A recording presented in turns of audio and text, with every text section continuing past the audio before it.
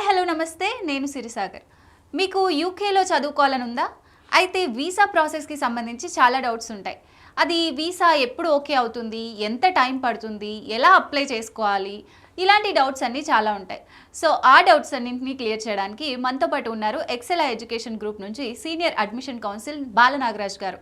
ఆయన అడిగి మరిన్ని వివరాలు తెలుసుకుందాం. హాయ్ అండి. హాయ్ అండి. అసలు యూకేకి సంబంధించి ఇది వీసా ప్రాసెస్ ఏమీ ఉండదంటారు, అసలు అది నిజమే అంటారా? నిజమే అండి, మనకి వీసా ఇంటర్వ్యూ అలాంటిది ఏమీ ఉండదు యూకేలో. సో చాలా ఇప్పుడు మనకి యూఎస్ఏ చూసుకుంటే మనకి ఇంటర్వ్యూ ఉంటుంది. ఆ ఇంటర్వ్యూలో మనం క్రాక్ అయితేనే మనకి వీసా అనేది అప్రూవ్ అవుతుంది. కమింగ్ టు ది యూకేకి వచ్చేటప్పటికి మనకి వీసా ఇంటర్వ్యూ ఏముండదు. జస్ట్ మనం వెళ్ళి డాక్యుమెంట్ డ్రాప్ చేసి వచ్చేయడమే. సో మనకేంటంటే ఆ డాక్యుమెంట్ డ్రాప్ చేసిన తర్వాత విత్ ఇన్ టైం ఉంటుంది. ఆ టైం పీరియడ్లో మనకి వీసా అప్రూవల్ అనేది వచ్చేస్తుంది. ఓకే, డాక్యుమెంట్స్ ఏమేమి కావాలి వీసాకి?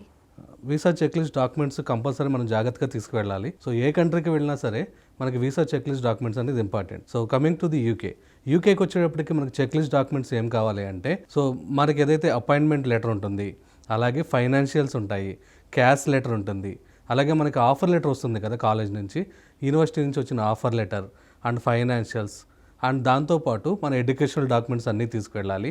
అండ్ దాంతోపాటు మనకి వీసాలో మనకి ఐహెచ్ఎస్ అనేది ఒకటి పే చేయాలి. సో అది అండ్ వీసా ఫీ పే చేస్తాము. ఆ confirmation page and IHS pay చేసిన ఫీజు, ఈ రిసిప్ట్స్ అన్నీ మనం తీసుకుని వెళ్ళాలి. ఓకే, ఫీ ఎంత వరకు ఉంటుంది? సో వీసా ఫీ వచ్చేటప్పటికి దీనిలో టైప్స్ ఆఫ్ వీసా ఉంటాయండి. సో వీసాలో దీనిలో 3 టైప్స్ ఆఫ్ వీసా ఉంటాయి. One is standard visa and other one is priority and other one is super priority visa అని ఉంటాయి.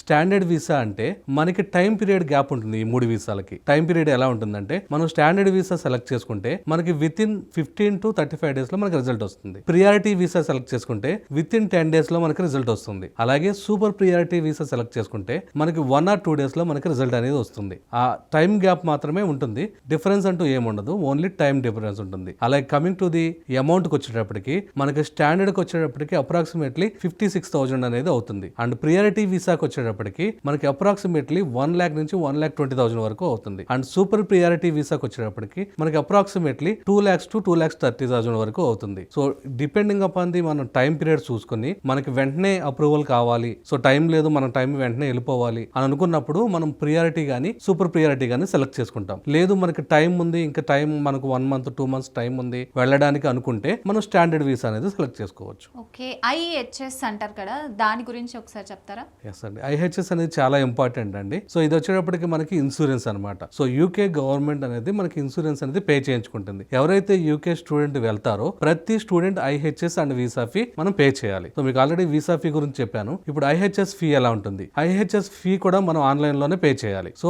ఆ ఆన్లైన్ లో పే చేసేటప్పుడు మనకి ప్రోగ్రామ్ బట్టి ఉంటుంది. ఇప్పుడు 1 year ప్రోగ్రామ్ మనం సెలెక్ట్ చేసుకుంటే దానికి ఐహెచ్ఎస్ వచ్చేటప్పటికి అప్రాక్సిమేట్లీ 80,000 నుంచి 1 lakh వరకు ఉంటుంది. అలాగే మనకి 2 years ప్రోగ్రామ్ మనం సెలెక్ట్ చేసుకుంటే 1,50,000 నుంచి 2 lakhs వరకు ఉంటుంది. ఆ depending upon the programme duration బట్టి మనం సెలెక్ట్ చేసుకున్న ప్రోగ్రామ్ బట్టి కూడా మనకి ఐహెచ్ఎస్ అనేది ఉంటుంది. ఓకే, యూకేకి సంబంధించి visa process step by step starting నుంచి ఎండ్ వరకు చెప్పేసేయండి. యూకే వీసా ప్రాసెస్ ఎలా ఉంటుందంటే, యూకేకి మనం అప్లై చేసిన తర్వాత వీసాకి మనం ఫస్ట్ ఆఫ్ ఆల్ మనం పే చేయాల్సింది వీసా ఫీ. మీకు చెప్పినట్టుగా స్టాండర్డ్, ప్రియారిటీ, సూపర్ ప్రియారిటీ ఈ మూడిట్లో ఏదో సెలెక్ట్ చేసుకుని మనం వీసా ఫీ సెలెక్ట్ చేసుకుంటాం. అండ్ దాంతో పాటు ఐహెచ్ఎస్ కూడా పే చేసుకుంటాం. ఈ 2 పేమెంట్లు పే చేసిన తర్వాత మనం వీసా అపాయింట్మెంట్ బుక్ చేసుకుంటాం. అపాయింట్మెంట్ అనేది అవైలబుల్ గా ఉన్న డేట్స్ లో మనం బుక్ చేసుకోవాలి. మాక్సిమం హైదరాబాద్ కానీ లేకపోతే కొన్ని లొకేషన్స్, ఆ లొకేషన్స్ సెలెక్ట్ చేసుకుని ఆ లొకేషన్ కి మనం వెళ్ళి మనం ఓఎఫ్సి అంటే తంబేసి రావాలి. సో తంబేసి వచ్చిన తర్వాత మనకి డెసిషన్ అనేది వస్తుంది. సో ఈ డెసిషన్ కి వచ్చేటప్పటికి మీకు చెక్ లిస్ట్ డాక్యుమెంట్ చెప్పాను కదా, ప్రతి డాక్యుమెంట్ కూడా కంపల్సరీ తీసుకుని వెళ్ళాలి. ఒరిజినల్స్ తీసుకుని వెళ్ళాలి, అలాగే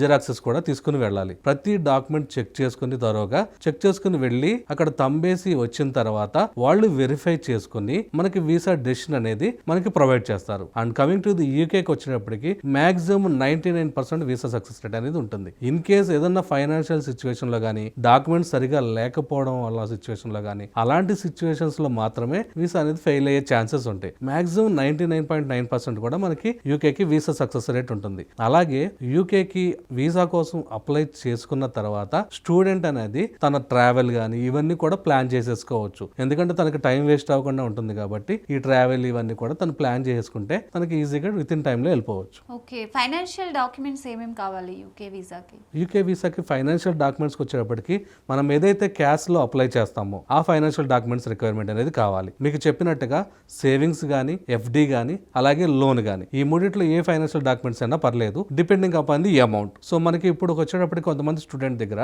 ఒక 10 lakhs క్యాష్ ఉంటుంది, అంటే సేవింగ్స్ లో కానీ ఎఫ్డీలో కానీ ఉంటుంది. బట్ స్టూడెంట్ కి కావాల్సింది ఏంటంటే 30 lakhs కావాలనుకోండి, బట్ ఓన్లీ 10 lakhs మాత్రమే మనకి సేవింగ్స్ లో అవైలబుల్ ఉంది. అలాంటి సిచ్యువేషన్స్ లో రిమైనింగ్ 20 lakhs అనేది మనం లోన్ పెట్టుకోవచ్చు. సో ఆ లోన్ లెటర్ పెట్టుకోవచ్చు, అలాగే ఈ సేవింగ్ లెటర్ పెట్టుకోవచ్చు. ఇప్పుడు ఏంటంటే కొంతమంది స్టూడెంట్స్ అనేది రీసెంట్ గా పాస్ అవుట్ అవుతారు. రీసెంట్ గా పాస్ అవుట్ అయిన స్టూడెంట్ కి క్యాష్ ఉండదు కదా, అలాంటప్పుడు వాళ్ళ ఫాదర్ గానీ మదర్ గానీ బ్లడ్ రిలేషన్ ఎవరైనా సరే స్పాన్సర్ చేయొచ్చు. ఆ స్పాన్సర్ చేసినప్పుడు ఆ స్పాన్సర్ డాక్యుమెంట్ అనేది కావాలి, అఫిడవిట్ ఆఫ్ సపోర్ట్ అంటారు దాన్ని. సో నేను నా సన్కి నేను స్పాన్సర్ చేస్తున్నాను, లేదంటే నేను నా డాటర్కి స్పాన్సర్ చేస్తున్నాను, తన స్టడీస్ నిమిత్తం నేను ఇంత అమౌంట్ స్పాన్సర్ చేస్తున్నాను, సేవింగ్స్లో నాకు ఇంత అమౌంట్ ఉంది అని చెప్పి అఫిడవిట్ ఆఫ్ సపోర్ట్, అలాగే బ్యాంక్ బ్యాలెన్స్ లెటర్. సో తన ఫాదర్ అకౌంట్లో ఉన్నా లేకపోతే మదర్ అకౌంట్లో ఉన్నా వాళ్ళు బ్యాంక్ బ్యాలెన్స్ లెటర్ అనేది మనం తీసుకోవాలి. And coming to the loan వచ్చేటప్పటికి స్టూడెంట్కి ఎడ్యుకేషన్ లోన్లో కొలెటరల్ అండ్ నాన్ కొలెటరల్ అని ఉంటాయి. అంటే విత్ ప్రాపర్టీతో అప్లై చేసుకోవచ్చు, వితౌట్ ప్రాపర్టీతో అప్లై చేసుకోవచ్చు.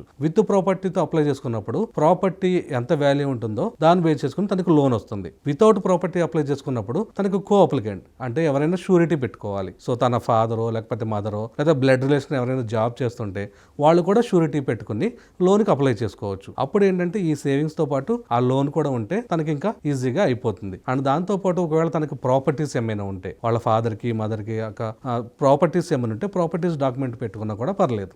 సో ఈ ఫైనాన్షియల్ డాక్యుమెంట్స్ అన్నీ ఉంటే తనకి వీసా సక్సెస్ రేట్ మంచిగా ఉంటుంది. ఓకే అండి, ఈ వీసాకి సంబంధించి ఎన్ని ఇయర్స్ ఉండొచ్చు యూకేలో?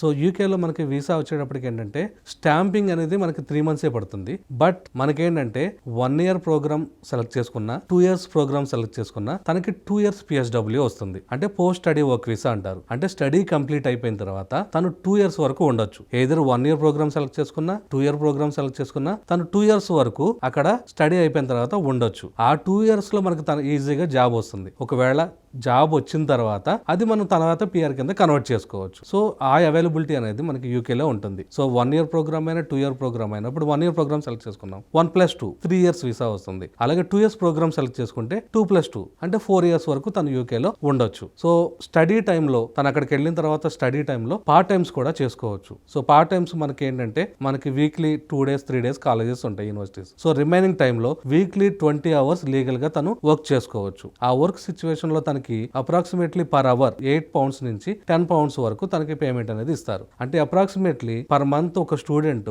50,000 నుంచి 1 lakh వరకు తను పార్ట్ టైమ్స్ లో సంపాదించుకోవచ్చు. సో పార్ట్ టైమ్ జాబ్స్ చాలా అవైలబుల్ గా ఉంటాయి. సో తనకి రెస్టారెంట్స్ లో కానీ, హోటల్స్ లో కానీ, డ్రైవింగ్ రిలేటెడ్ కానీ, లేకపోతే లేడీస్ కి ట్యూషన్ సంబంధించిన ఇది కానీ, లేకపోతే కేర్ టేకర్ జాబ్స్ కానీ, ఇలాంటి లాట్ ఆఫ్ జాబ్స్ అనేది అవైలబుల్ గా ఉంటాయి. కొన్ని యూనివర్సిటీస్ ఏం చేస్తాయంటే ఆ యూనివర్సిటీస్ కూడా పార్ట్ టైమ్ సపోర్ట్ అనేది ప్రొవైడ్ చేస్తాయి. అప్పుడు స్టూడెంట్ కి ఏంటంటే తను ఉండడానికి అక్కడ అకామిడేషన్ కి ఆ పార్ట్ టైం అమౌంట్ తో సరిపోతుంది. సో దానివల్ల ఏంటంటే స్టూడెంట్ కి అక్కడ ఫ్యామిలీ కూడా బర్డెన్ లేకుండా తన స్టడీస్ అనేది కంప్లీట్ చేసుకోవచ్చు. ఓకే, మీరు చెప్పారు కదా ఇప్పుడు పిఆర్ కింద కన్వర్ట్ చేసుకోవచ్చు అని చెప్పేసి ఆఫ్టర్ స్టడీస్, దాని ప్రాసెస్ ఎలా ఉంటుంది? సో మనకి స్టడీ కంప్లీట్ అయిపోయిన తర్వాత సో తనకి ఫుల్ టైం జాబ్ రావాలి. సో ఫుల్ టైం జాబ్ వచ్చిన తర్వాత సో ఒక 3 years 4 years తను వర్క్ చేసిన తర్వాత తను పిఆర్ అనేది ఎలిజిబుల్ అవుతాడు. సో వన్స్ తనకి పిఆర్ వచ్చింది అంటే తను పర్మనెంట్ గా అక్కడ ఉండొచ్చు. అంటే సిటిజన్షిప్ మనకి గ్రీన్ కార్డ్ ఎలా ఉంటుంది, H1B అంటారు యూఎస్ఏకి, అలాగే మనకి అక్కడ పిఆర్కి అనేది అప్లై చేసుకోవచ్చు. సో దానివల్ల ఏంటంటే స్టూడెంట్ అనేది సిటిజన్షిప్ పొందుకుంటాడు. సో అప్పుడు తన ఫ్యామిలీని తీసుకెళ్ళచ్చు,